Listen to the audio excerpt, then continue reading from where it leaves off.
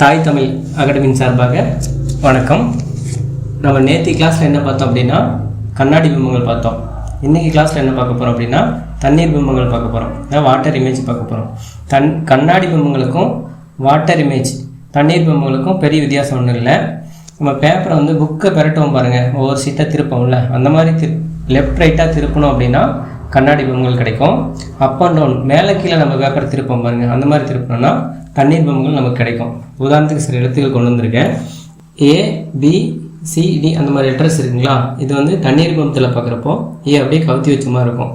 நம்ம நிலையிலேயே தண்ணியில் பார்க்குறப்போ கீழே கவுத்தி வச்ச மாதிரி இருக்குங்களா, அந்த மாதிரி ஏ இந்த மாதிரி வரும். BCDE இந்த லெட்டர்ஸில் ரியலாகவும் அதே மாதிரி லெட்டர்ஸாக இருக்கும். தண்ணீர் பிம்பத்துலேயும் அதே மாதிரி தான் தெரியும். உதாரணத்துக்கு F பாருங்கள், அப்படியே கவுத்தி வச்ச மாதிரி இருக்கா. FG இது மாதிரி இருக்கும். H ரியலாகவும் தண்ணீர் பிம்பத்துலேயும் ஒரே மாதிரி தான் இருக்கும். HI. ஜே பாருங்கள், அந்த கொடை மாதிரி மாறிச்சா. கே எந்த மாற்றமும் இருக்காது. L அதே மாதிரி மாறி இருக்கும், தலைகீழாக மாறி இருக்கும். M பாருங்கள், M கீழே மாதிரி Wவாக தெரியும் நம்மளுக்கு. N இந்த போல் மாறிடும். O ரியலாகவும் அப்படி தான் இருக்கும், தண்ணீர் பிம்பத்துலேயும் அதே போல் தான் இருக்கும்.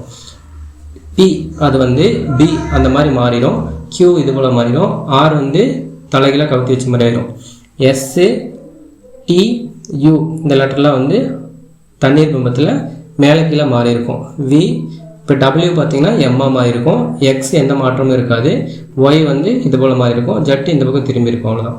தண்ணீர் பிம்பத்தில் ரியலாகவும் மாறாத சில எழுத்துக்கள் இருக்குது. அந்த 8 எழுத்துக்கள் என்ன சொல்லலாம்? CDEHIKOX. சில உதாரணத்துக்கு சில வார்த்தைகள் கொடுத்துருக்கேன்.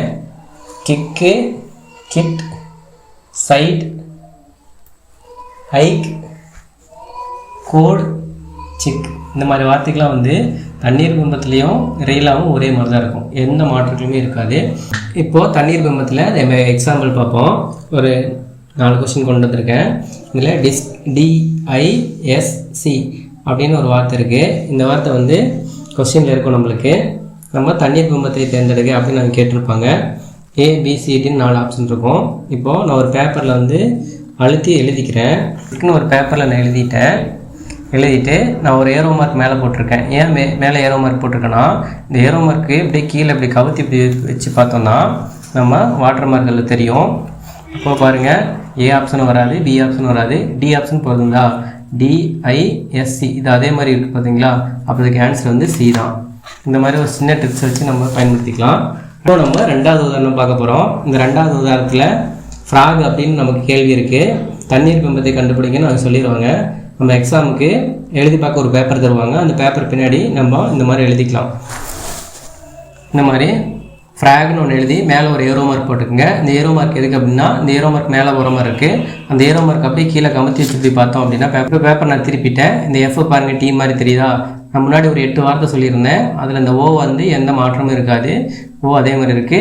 F அந்த R அப்படியே கவுத்தி போட்டிருக்காங்க. G கிடச்சிருக்கு. இப்போ இந்த ஆன்சர் 7 நமக்கு கிடச்சிருச்சு. அடுத்தது ஃபேமிலி அப்படின்னு ஒரு வார்த்தை கொடுத்துருக்காங்க. இந்த வார்த்தைக்கு நம்ம ஆன்சர் கண்டுபிடிக்கணும். இப்போ நான் இந்த மாதிரி ஒரு பேப்பரில் ஃபேமிலின்னு எழுதி மேலே ஏரோ மார்க் போட்டேன். ஏன் அந்த ஏரோ மார்க் போட்டேன் அப்படின்னா, ஏரோ மார்க் கீழே கமுத்தி இப்படி பார்த்தோம் அப்படின்னா நமக்கு அந்த ஆன்சர் கிடச்சிரும். இப்போது A ஆப்ஷன் பார்த்தோம் அப்படின்னா A ஆப்ஷன் அதுக்கு ஆன்சராக வராது. நமக்கு இது எங்கே இருக்குது அப்படின்னா Dயில் இருக்குது.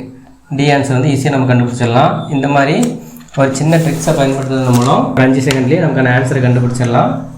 ஓகே ஃப்ரெண்ட்ஸ், இப்போ 3 சம் நம்ம பார்த்தாச்சு, ரியாலிட்டியாக பார்த்தாச்சு. இப்போ 4வது சம் பார்த்தீங்க அப்படின்னா நியூக்ளியர் அப்படின்னு கொடுத்துருக்கோம். இதுலேயே ABCD அப்படின்னு ஒரு 4 ஆப்ஷன்ஸ் வச்சுருக்கேன்.